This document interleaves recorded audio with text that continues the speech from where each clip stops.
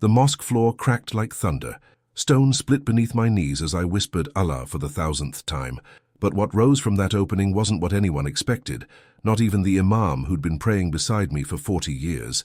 Why would an 82-year-old man with arthritis spend every night for 3 years counting Allah's names on prayer beads?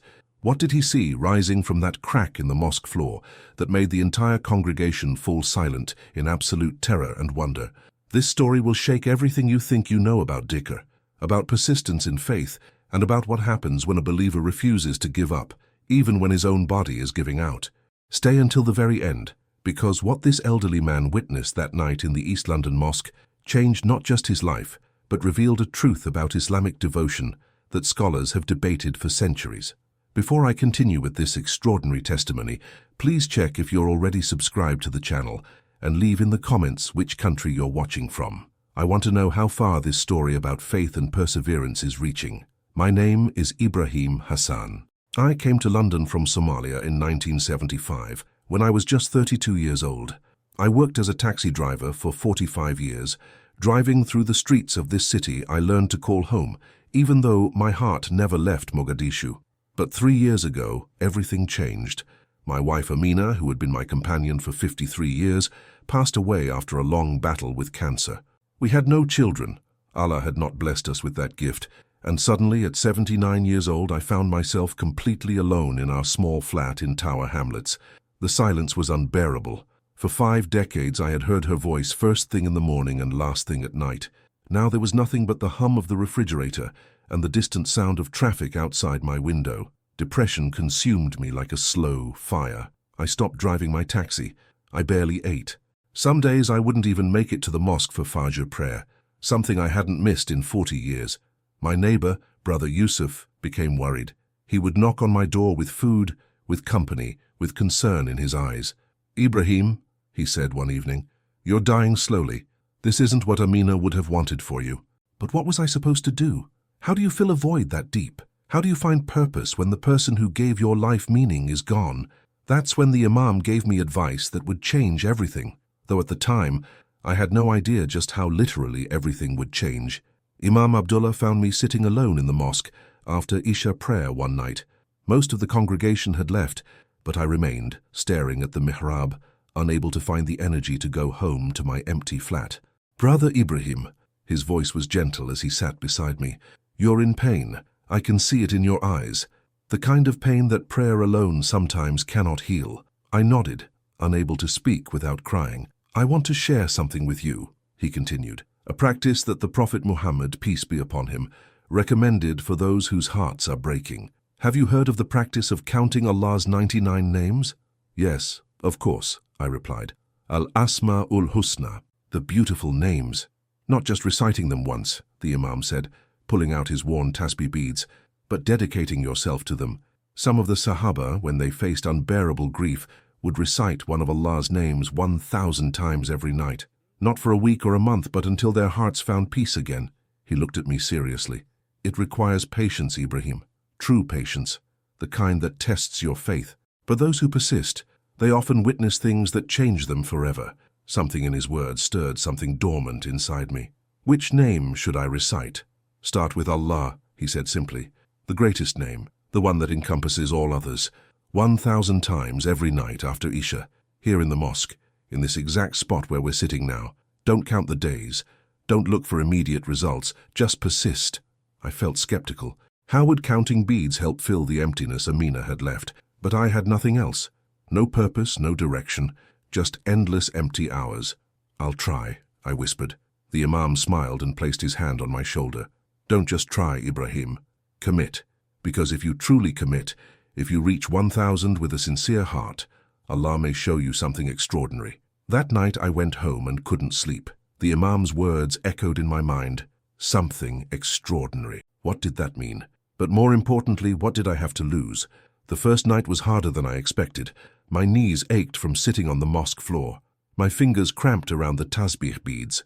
By the time I reached 200 repetitions of Allah, I was exhausted and wanted to quit. But something kept me going. Maybe it was the memory of Amina's faith. She never missed her dhikr, even when the cancer made her so weak she could barely whisper. By night 7, other worshippers began to notice.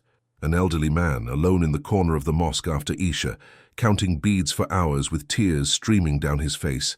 Brother Yusuf asked me what I was doing. I told him about the Imam's suggestion. 1,000 times every night? He looked impressed. That takes real commitment, brother. May Allah accept your devotion. On night 15, something strange happened.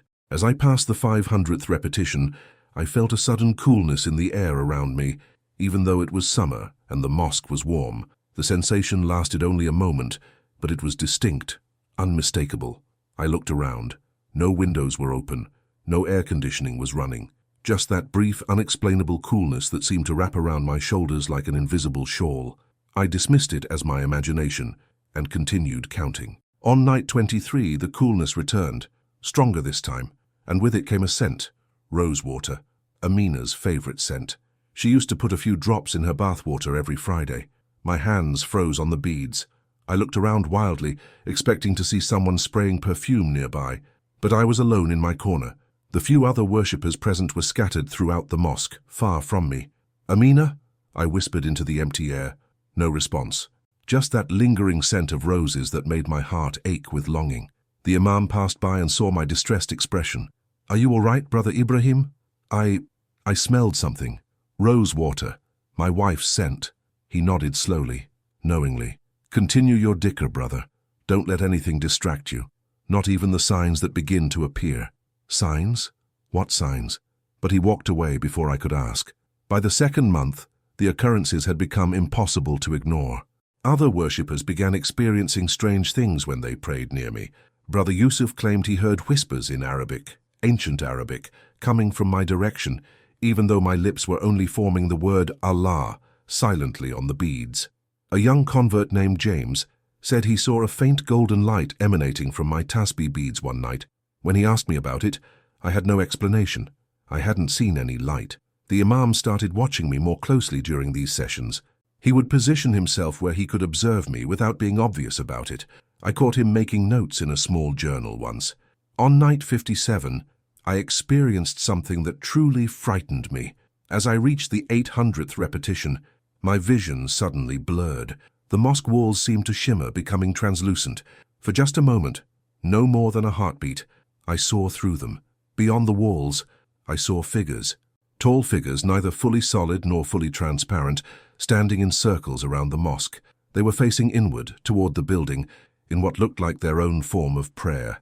I gasped and blinked hard. The vision vanished. The walls were solid again.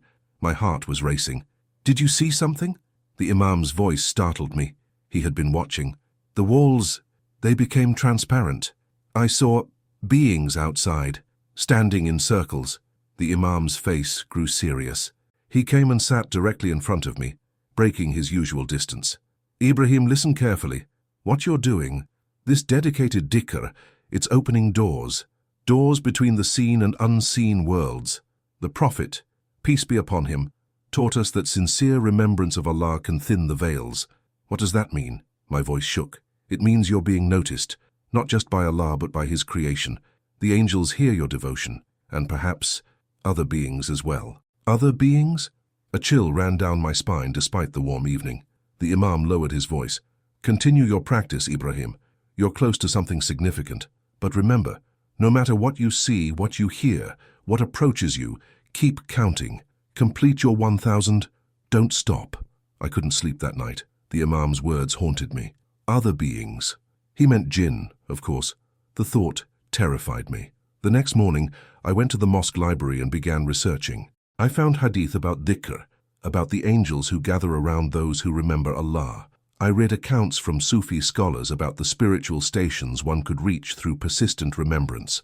But I also found warnings, stories of people who opened doors they couldn't close, tales of encounters with jinn who were attracted to spiritual practices like moths to flame. Brother Yusuf found me surrounded by books. "You look troubled, my friend." I told him everything, the visions, the scents, the Imam's warnings. He listened without interruption, his expression growing more serious with each detail. "You know," he said finally, "my grandfather in Pakistan was a peer, a spiritual guide. He told me once that when a person truly commits to remembering Allah, the entire universe takes notice. He said that on the 700th repetition, the angels begin to descend. On the 900th, the barriers between worlds grow thin. And on the 1000th what? I demanded. Yusuf shook his head. He never told me. He said I would know when the time came. But Ibrahim, he also said this: whatever happens at the 1000th repetition reveals the true state of the person's heart. It's a mirror held up by Allah himself. That evening I approached the Imam again. Please, I need to understand what's happening to me. Every night, the experiences grow stronger. Last night I felt hands, invisible hands, resting on my shoulders during the dhikr. What if I'm losing my mind? The Imam studied me for a long moment. You're not losing your mind, Ibrahim. You're gaining sight. There's a difference. Tell me, are you afraid? Yes, I admitted. Terrified? Good, he said, surprising me. Fear of Allah and awe at his signs. This is wisdom, but don't let that fear stop you. You've come too far. You're on night 62. That means you have maybe 2 more weeks until you reach your 1000th night, if you've been consistent. 2 weeks, I repeated. The number felt both impossibly long and frighteningly short. On night 70, everything accelerated. The moment I entered the mosque for Isha prayer, I felt different. The air felt charged, electric, as if the building itself was holding its breath. During the prayer, I couldn't concentrate. I kept feeling watched, not by the other worshippers, but by something else, something I couldn't see but could sense as clearly as I sensed the carpet beneath my knees. After the congregation dispersed, I took my usual spot in the corner. The Imam remained, as he had been doing more frequently lately. Tonight, though, he brought 2 other elderly scholars with him. They positioned themselves at various points in the mosque, all with clear sight lines to where I sat. Why are they here? I asked. Witnesses, the Imam said simply. When something significant happens, it's important to have witnesses. Now begin, Ibrahim. And remember, no matter what occurs, complete your 1000. I started counting. Allah, Allah, Allah. By the 300th repetition, the temperature in the mosque had dropped noticeably. I could see my breath forming small clouds in the air. The other scholars were visibly shivering, but none moved. At 500, the whispering began. Not from my direction, from above. Voices speaking in Arabic, overlapping, creating a chorus that seemed to come from the ceiling itself. I looked up, but saw only the familiar dome and chandeliers. Don't look away. The Imam's voice was firm. Eyes on your beads. Count. At 700, I saw them. Angels. I know how that sounds. How impossible. How unbelievable.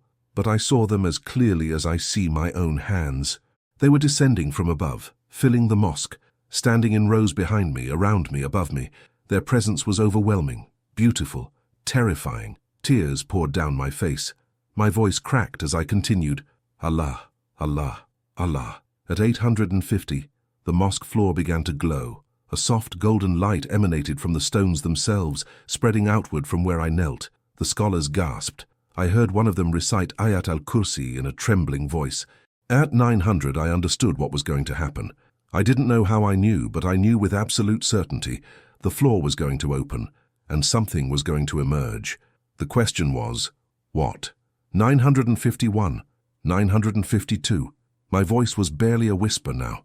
Every cell in my body was screaming at me to stop, to run, to break this process before I reached 1000. The floor beneath me was vibrating. I could feel it through my knees, through my bones. The Imam's voice cut through my panic. Ibrahim, whatever you're feeling right now, this is your test. This is where most people fail. They get frightened and stop. But you must continue. Do you hear me? You must continue. I'm scared, I admitted, my voice breaking. What if something terrible comes through? Then we deal with it, the Imam said firmly. But you don't stop. Your intention has been pure. Your heart has been sincere. Allah does not abandon those who remember Him with truth. Trust that. 960, 961. The angels had moved closer. I could feel their presence pressing in from all sides. But there was something else now. Something rising from below, from beneath the mosque floor. I couldn't see it yet, but I could feel it ascending. Brother Yusuf's voice suddenly rang out from somewhere behind me. Ibrahim, my brother, remember why you started this. Remember Amina. Remember that you wanted to find peace. Whatever comes next is part of that journey. Don't turn back now when you're so close. 975, 976. My hands were shaking so badly I could barely manipulate the beads. Sweat poured down my face despite the supernatural cold in the air. The golden glow from the floor had intensified until the entire mosque was bathed in light. 990, 991. One of the scholars behind me began reciting Surah Al-Ikhlas over and over, his voice providing an anchor point for my fracturing concentration. 995, 996. The floor directly beneath me began to crack, not violently, slowly, deliberately, as if being opened from within by careful hands. The sound was like ice breaking on a frozen lake. 998. Continue, the Imam commanded. 999. I took a deep breath. This was it. Whatever was about to happen would happen with my next word. For a split second, I considered stopping. Just stopping at 999 and walking away. Who would know? Who would blame me? But then I thought of Amina, of her unwavering faith, of how she never quit anything in her life, especially not her devotion to Allah. I closed my eyes and whispered the 1000th repetition, Allah. The floor split open with a sound like thunder. Not the entire floor, just the section directly beneath where I knelt. A crack appeared, running from north to south, perfectly bisecting my prayer position. And from that crack, golden light poured forth, not the soft glow that had been building, but brilliant, blinding radiance that made everyone in the mosque shield their eyes. I couldn't move. My body was frozen in place, my hands still clutching the tasbih beads, my lips still forming the shape of Allah's name, though no sound came out. From the opening in the floor, something began to rise. It wasn't a creature, it wasn't a being. It was a presence, a consciousness, made of light and sound and something beyond both. It took no physical form, yet it filled the space, dominated it, made everything else seem small and insignificant by comparison. And it spoke. The voice came from everywhere and nowhere. It bypassed my ears entirely and resonated directly in my chest, in my bones, in the deepest parts of my soul. It spoke in Arabic, but also in every language simultaneously. I understood it perfectly, as did everyone present. Ibrahim, son of Hassan, son of Mohammed. I couldn't respond. I could barely breathe. For 70 nights you have called upon the Most High. For 70 nights your tears have fallen upon this floor. For 70 nights your heart has cried out in grief and devotion. You have been heard. The presence moved closer, and I felt its attention focus on me like the sun focusing through a magnifying glass. Not burning, examining, assessing, weighing. Your wife, Amina bint Abdullah, was taken from this world 3 years ago. You have mourned her as few have mourned, but your mourning has become a prison. You have forgotten that death is not an end, it is a doorway. Tears streamed down my face. The presence was speaking of Amina, and every word cut through me like a blade. Do you wish to see her? The question hung in the air. Did I wish to see her? Of course I did. I would give anything, everything, for one more moment with my beloved wife. But something in the way the question was asked made me hesitate. This was another test, perhaps the final one. My voice cracked. I wish to know she is at peace. I wish to know she is in Jannah. But I cannot ask to see her if it violates Allah's divine order. Whatever Allah has decreed for her and for me, I accept it. Silence. The presence seemed to consider my answer. Then, impossibly, I heard laughter. Not mocking, joyful, approving. Well spoken, servant of Allah. You have passed the final test. The golden light began to shift, to coalesce. It formed a shape, vaguely human, but composed entirely of radiance. And from within that light, a figure stepped forward. Not Amina, someone else. A being of such beauty and majesty that I knew immediately what I was seeing. An angel. I am Ridwan, the angel spoke, and this time the voice was clear, audible, speaking in the English-accented Arabic we used at our mosque. I am the guardian of paradise. I have been sent to deliver a message to you, Ibrahim Hassan. I prostrated immediately, my forehead touching the cracked floor. Rise, Ridwan commanded gently, and listen well, for this message is not for you alone, but for all who will hear of what happened here tonight. I sat up, unable to tear my eyes away from this magnificent being. Your wife, Amina bint Abdullah, entered Jannah 3 years ago. She resides in the gardens of Al-Firdaus, the highest level of paradise, as a reward for her patience during illness, her kindness to others, and her unwavering devotion to prayer. She is at peace, she is joyful, and she has not forgotten you. A sob escaped my throat. But more than this, she has watched your grief, Ibrahim. She has seen how you have nearly destroyed yourself with mourning, and she has prayed to Allah to ease your suffering. Your dhikr, your 70 nights of remembrance, was the answer to her prayers as much as it was your cry for help.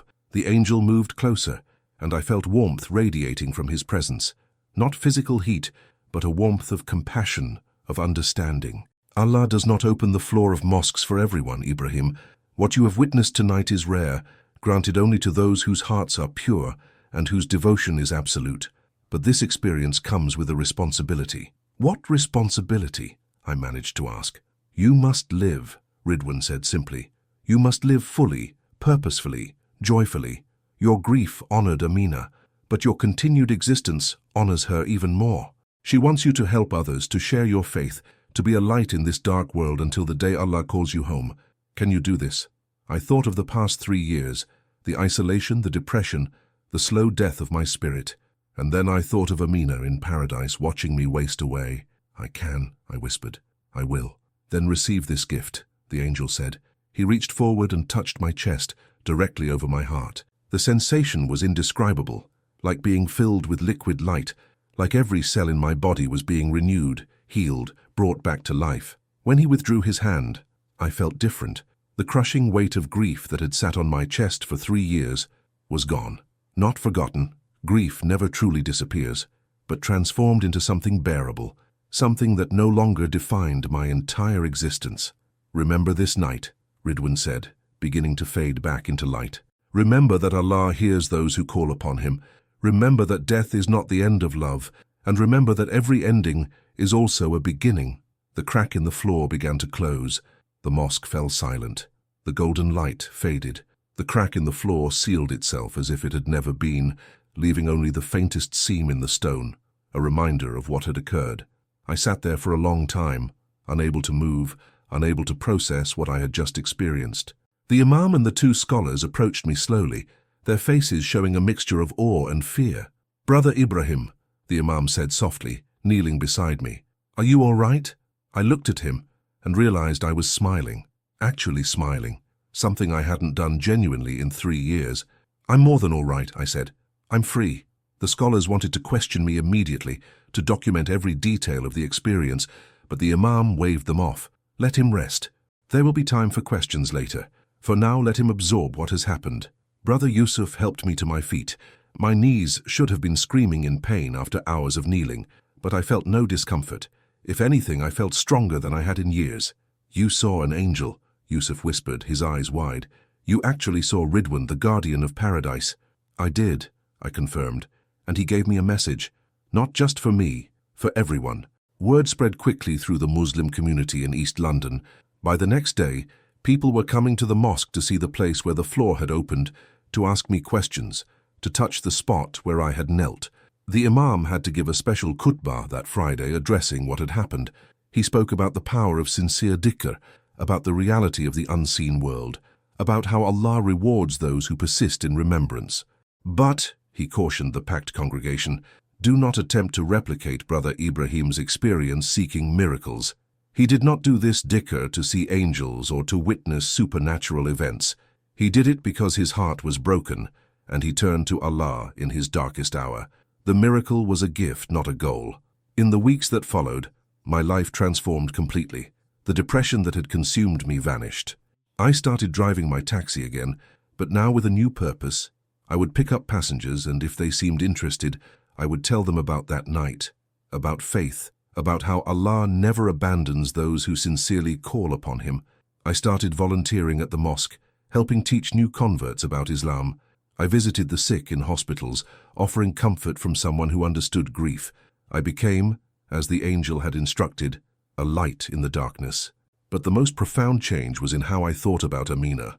Before that night, every memory of her brought pain. Now those same memories brought joy. I could think of her smile, her laugh, her gentle correction when I was being stubborn, and instead of feeling loss, I felt gratitude. Gratitude that Allah had given me 53 years with such a remarkable woman. Gratitude that she was in paradise.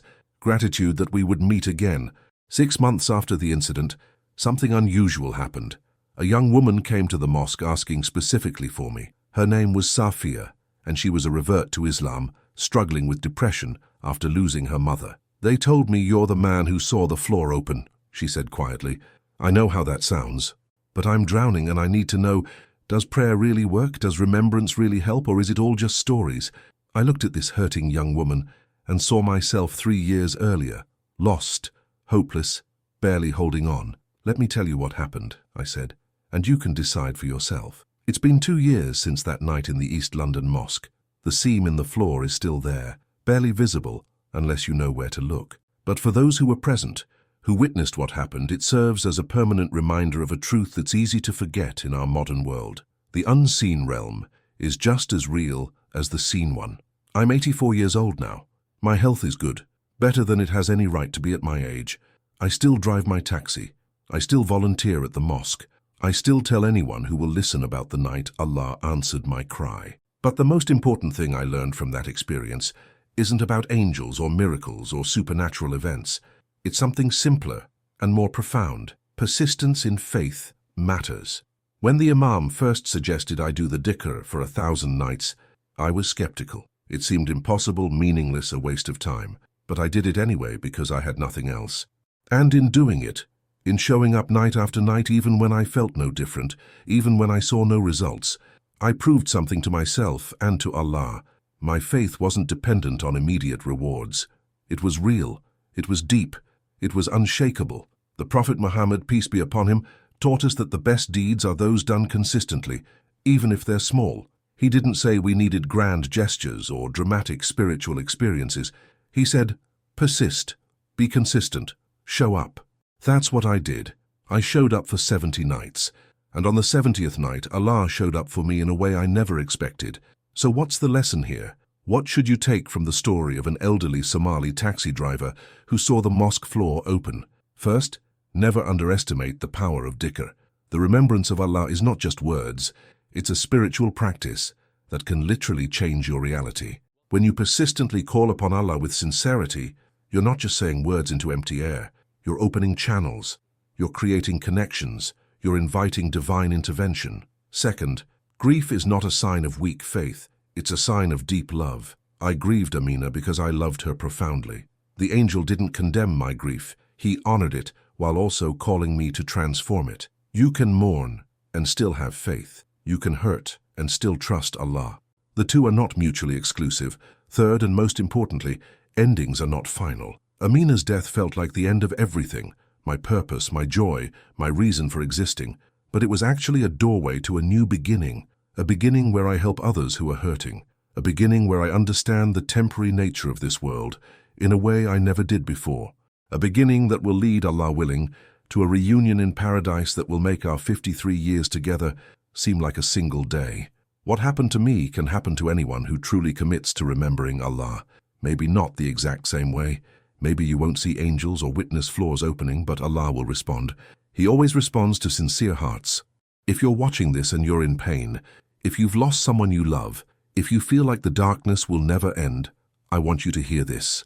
It can end. Not through forgetting, not through distracting yourself, not through pretending you're fine when you're not, but through turning to Allah with absolute honesty and persistence. Start tonight. Pick one of Allah's beautiful names. Commit to reciting it 100 times after each prayer, or 1,000 times each night. Not for a week, for as long as it takes. Don't look for immediate miracles. Don't expect the floor to open beneath you. Just persist. Just show up. Just remember. And trust that Allah, who heard an 82-year-old widowed taxi driver crying in a corner of a mosque, will hear you too. Before I go, please subscribe to this channel if this story touched your heart. Leave a comment telling me, have you ever persisted in a spiritual practice and witnessed Allah's response? What name of Allah calls to your heart right now? Your comment might encourage someone else who's struggling. Remember, the unseen world is watching, the angels are listening, and Allah is always closer than your jugular vein. Assalamu alaikum. May peace be upon you all, and may you find the courage to persist, even when you see no immediate results. Because that persistence, that stubborn, faithful continuation, is what opens doors between worlds. The floor of that mosque opened not because I was special, but because I refused to give up. That's the secret. That's the lesson. Don't give up, ever.